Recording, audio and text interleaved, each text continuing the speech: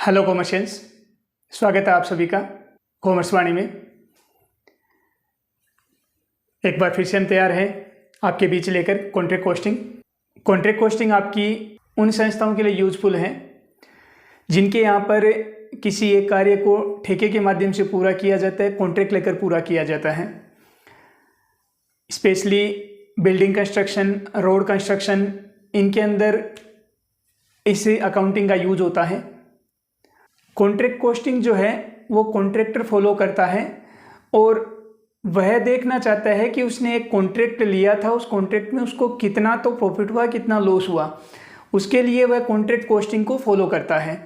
और contract costing के अंदर जो कॉन्ट्रैक्ट अकाउंट बनाया जाता है, उसको बनाते समय जो कॉन्ट्रैक्ट की पोजीशन है उसको देखा जाता है कि कॉन्ट्रैक्ट है वो कितना कंप्लीट हुआ है, फुली कंप्लीट है, नियरली टू कंप्लीट है या इनकम्प्लीटेड कॉन्ट्रैक्ट है। जैसी भी कंडीशन कॉन्ट्रैक्ट की होगी उसके अकॉर्डिंग हम इसके अकाउंट बनाएंगे, उसके अकॉर्डिंग इसमें रूल फॉलो किए जाएंगे। लेकिन जो आपका बेस रहेगा वो फुली कंप्लीटेड कॉन्ट्रैक्ट अकाउंट का जो बेस है वही तीनों टाइप के कॉन्ट्रैक्ट में यूज होगा। तीनों टाइप के कॉन्ट्रैक्ट आपके हैं, एक तो आपका फुली कंप्लीटेड कॉन्ट्रैक्ट, एक आपका इनकम्प्लीटेड कॉन्ट्रैक्ट, एक नियरली टू कंप्लीट कॉन्ट्रैक्ट, यानी पूर्ण ठेका, अपूर्ण ठेका और लगभग पूर्ण ठेका। इन तीनों के बारे में जो बेसिक रूल बनते हैं उनके ऊपर हम बात करेंगे। पहले हम कॉन्ट्रैक्ट अकाउंट जो बनाया जाता है वो देख लेते हैं कि उसका फॉर्मेट कैसा होता है, उस फॉर्मेट में क्या क्या चीज़ें इंक्लूड की जाती है, एक कॉन्ट्रैक्टर उसमें क्या क्या कैलकुलेशन बनाता है। तो चलिए देखते हैं कॉन्ट्रैक्ट अकाउंट। कॉन्ट्रैक्ट अकाउंट में सबसे पहले हम मटेरियल इश्यूड दिखाते हैं, सामग्री की वह राशि जो ठेके पर लगाई गई है, श्रम की वह राशि जो ठेके पर हमने काम में ली है। ठेके पर अगर हमने प्लांट इश्यू किया है तो, ठेके पर किसी भी टाइप की असेट यूज की गई है तो, या ठेके पर हमने किसी भी प्रकार का अप्रत्यक्ष खर्चा किया है अथवा हमने अन्य किसी भी नाम से कोई खर्चा किया है तो भी आपका ठेके के ऊपर जितना खर्चा किया गया है वो टू साइड में दिखा दिया जाएगा। यहाँ ये ध्यान रखना है, ठेका स्टार्ट होने से लेकर ठेका कंप्लीट होने तक के सारे एक्सपेंसेस यहाँ इंक्लूड होने चाहिए। तो इनमें से जो कुछ बच गया उनको दिखाते हुए कॉन्ट्रैक्ट प्राइस को लेते हुए प्रॉफिट या लॉस को शो करेगा। आपने मटेरियल इश्यू किया तो मटेरियल में जितना लॉस हुआ वो लॉस आपका यहाँ दिखा दिया जाएगा। अगर आपने उस मटेरियल में से कुछ रिटर्न किया है, जो साइट है उस जगह पे आपने कुछ मटेरियल वहाँ से रिटर्न कर दिया है स्टोर को, तो वहाँ से आपका जो मटेरियल रिटर्न किया जाएगा उसको भी लिया जाएगा, या आपका ऐसा कोई मटेरियल जो साइट पे पड़ा है उसको भी हम यहाँ काउंट कर लेते हैं। आप थोड़ा सा अपने आप को रिलैक्स रखिए। मैं वीडियोज़ में इधर उधर की बातें करना कम पसंद करता हूं क्योंकि आपके लिए टाइम ज़्यादा इम्पोर्टेंट है और मैं टाइम में आपको जो बताने लायक बात है उसकी बजाय इधर उधर की बातें करूंगा, वो मेरा पैटर्न नहीं है, उस पैटर्न का मैं इंसान भी नहीं हूं। तो आपको अगर ऐसी कोई उम्मीद हो कि मैं कोई स्पेशल चार्मिंग बातें आपसे करूंगा और उसके लिए आपको यहाँ रोके रखूँगा, तो मेरा कोई टारगेट नहीं है। आपको यहाँ पर इस चैनल पर केवल और केवल पढ़ाने के उद्देश्य से मैं वीडियो बना रहा हूँ। बातें करने के लिए आप अलग से किसी चैनल पे देख लीजिए, वहाँ आपको मिल जाएंगे बातें करने वाले भी, 10 मिनट की वीडियो को 30 मिनट तक पहुँचाने वाले भी मिल जाएंगे। तो अपन आगे बढ़ते हैं इससे रिलेटेड आगे टॉपिक पे। तो इधर आपका प्लांट है, तो प्लांट में आपको क्या लेना है, by plant loss, plant return और प्लांट एट साइट। ये तीनों पॉइंट इसके जैसे ही हैं, लेकिन तीनों पॉइंट में एक अलग बात ये रहेगी कि मटेरियल है तो मटेरियल पे डिप्रिसिएशन की तो बात बनती नहीं है, इसलिए हमने अमाउंट जो ओरिजिनल था लॉस का, रिटर्न का या साइट का उसको दिखाया है। इसमें आपको कॉस्ट अमाउंट दिया हुआ होगा क्वेश्चन के अंदर, उसको आपको डिप्रिसिएशन लगाकर जो अमाउंट बचेगा उसके बाद का अमाउंट यहाँ लेना है, यानी आपको लॉस कितने रुपए का हुआ है आफ्टर डिप्रिसिएशन। डिप्रिसिएशन लगने के बाद में आपका नुकसान कितना है वो नुकसान आपको यहाँ दिखाना है, न कि क्वेश्चन में दिया गया ओरिजिनल कॉस्ट अमाउंट। जैसे मान लीजिए आपको क्वेश्चन में दिया हुआ होगा इधर 40,000 का हमने इश्यू किया, 4,000 का प्लांट आपका लॉस हो गया, ओरिजिनल कॉस्ट 4,000 उसका प्लांट है वो लॉस हो गया। तो इस कंडीशन में आपको वहाँ क्वेश्चन के अंदर चेक करना होगा डिप्रिसिएशन रेट क्या चल रही है। मान लीजिए इस पे डिप्रिसिएशन रेट 10% है, तो इट मीन्स आपको यहाँ 3,600 दिखाना है। 4000 अमाउंट नहीं दिखाना है, क्योंकि ये जो प्लांट का लॉस है वो डेप्रिसिएशन लगने के बाद का होगा। अब ये 10% डेप्रिसिएशन पर एनम होती है, तो फिर आपके जिस दिन प्लांट का लॉस हुआ है, जिस दिन इश्यू हुआ है, उस टाइम को लेते हुए उतना डेप्रिसिएशन लगाकर बचा हुआ अमाउंट यहाँ लेना है, लेकिन कभी भी ओरिजिनल कॉस्ट यहाँ नहीं लेनी है। ऐसे इसमें कैलकुलेशन होगी, ऐसे इसमें कैलकुलेशन होगी। तो आपका प्लांट जो है वो कॉन्ट्रैक्ट अकाउंट बनाते टाइम में इंपॉर्टेंट टॉपिक है, और इसकी कैलकुलेशन अगर आपने सही बना ली तो आप यूँ मानिए कि आपका आधे से ज़्यादा क्वेश्चन सही बन गया, क्योंकि मोस्टली जो क्वेश्चंस इसके बनते हैं उन सभी क्वेश्चंस में इसी कैलकुलेशन को घुमाकर दिया हुआ होता है।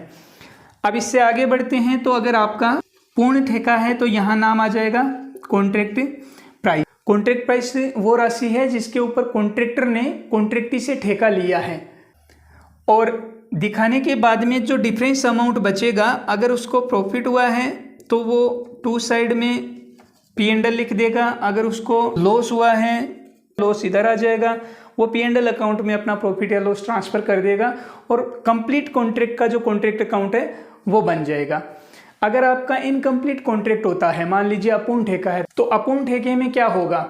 अपूर्ण ठेका है उसमें ये ध्यान रखना है कि आप जब पुस्तकें बंद कर रहे हैं, यानी एंड ऑफ द ईयर आपका, उस टाइम में आपका कॉन्ट्रैक्ट कंप्लीट नहीं हुआ है, नेक्स्ट ईयर में कंप्लीट होगा, लेकिन आपको नेक्स्ट ईयर में कंप्लीट होने वाली डेट पता नहीं है कि किस डेट पर आपका कॉन्ट्रैक्ट कंप्लीट होगा, तो ऐसे कॉन्ट्रैक्ट को इनकम्प्लीट कॉन्ट्रैक्ट कहा जाता है। इनकम्प्लीट कॉन्ट्रैक्ट में जो आपका कॉन्ट्रैक्ट अकाउंट बनाया जाता है, इसको तो ठीक वैसे ही बनाते हैं जैसे कंप्लीट कॉन्ट्रैक्ट में बना रहे थे, लेकिन कुछ एक एडजस्टमेंट बन जाते हैं। उन एडजस्टमेंट का क्या करते हैं वो थोड़ा सा हमें ध्यान रखना है, कैसे एडजस्ट किया जाता है।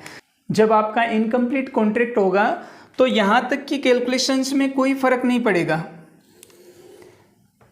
चाहे वो आपका कंप्लीट कॉन्ट्रैक्ट है चाहे इनकम्प्लीट कॉन्ट्रैक्ट है, दोनों में एक जैसे ही प्रोसेस से काम होगा।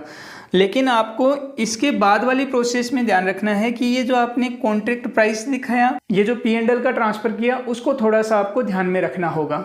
इनकम्प्लीट कॉन्ट्रैक्ट में जो इंजीनियर है वो साइट पर जाकर सर्टिफिकेट प्रोवाइड करवाता है कि इनका इतना काम सर्टिफाइड है, इन्होंने इतना काम कर लिया है, इस साल के लिए हम 70% अमाउंट इसका मान सकते हैं कि इसने सर्टिफाइड है। मीन्स 100% वर्क है, उसमें से 70% इसने कंप्लीट कर लिया है, ऐसा हम मान सकते हैं। बदले में सर्टिफिकेट इश्यू कर देता है इंजीनियर वो।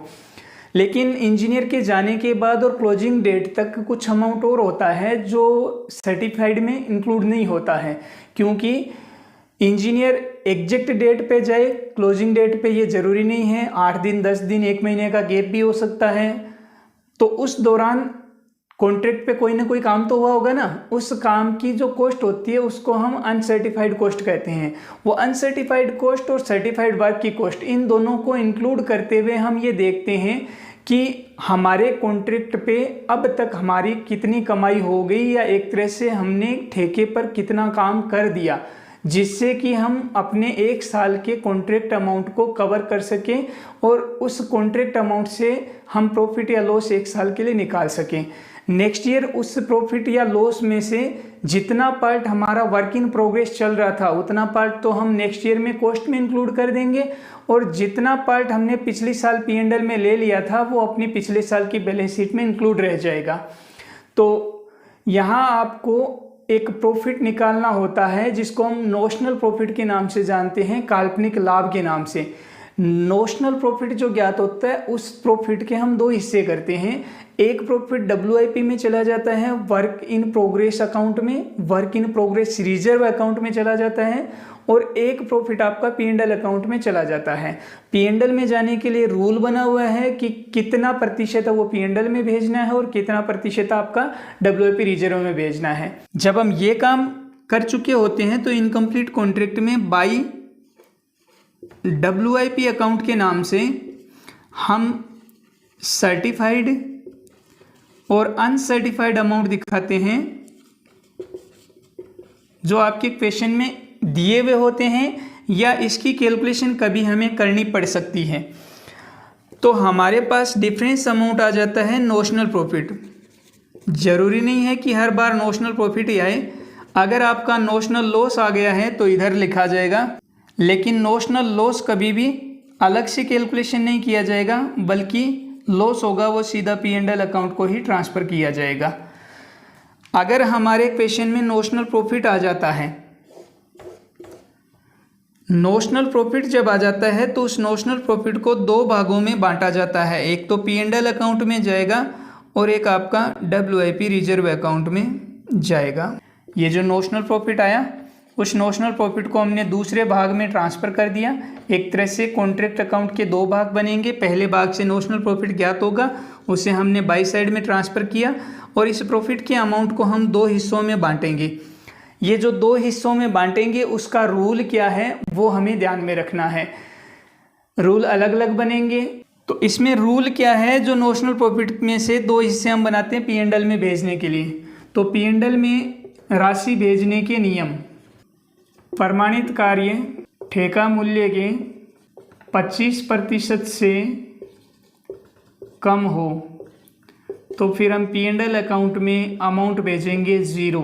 अगर आपका प्रमाणित कार्य ठेका मूल्य के 25% से 50% के मध्य हो तो हम P&L में राशि भेजने के लिए फॉर्मूला यूज करेंगे notional profit into 1/3 into cash received बटे वर्क सर्टिफाइड।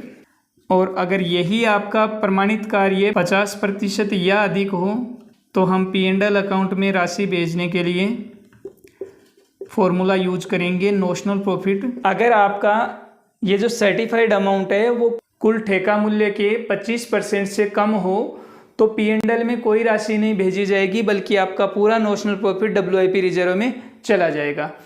अगर आपका सर्टिफाइड अमाउंट है वो 25% से ज़्यादा है लेकिन 50% से कम है तो उस कंडीशन में P&L में फॉर्मूला लगेगा notional profit into 1/3 into cash received बटे वर्क सर्टिफाइड। कैश रिसीव्ड प्राप्त राशि है, वर्क सर्टिफाइड प्रमाणित कार्य है। अगर 50% या उससे ज़्यादा है तो उस कंडीशन में यही फॉर्मूला यूज होगा। इस फॉर्मूले में 1/3 की जगह 2/3 यूज हो जाएगा। पूर्ण ठेका और अपूर्ण ठेके से संबंधित न्यूमेरिकल क्वेश्चन बनाने के लिए हम नेक्स्ट वीडियो में मिलेंगे। आज के इस वीडियो में इतना ही शामिल करेंगे। कॉमर्स वाणी में जुड़े रहने के लिए आपका बहुत बहुत धन्यवाद। वीडियो अच्छा लगे तो शेयर कीजिए, चैनल पर नए हैं तो सब्सक्राइब जरूर कीजिए।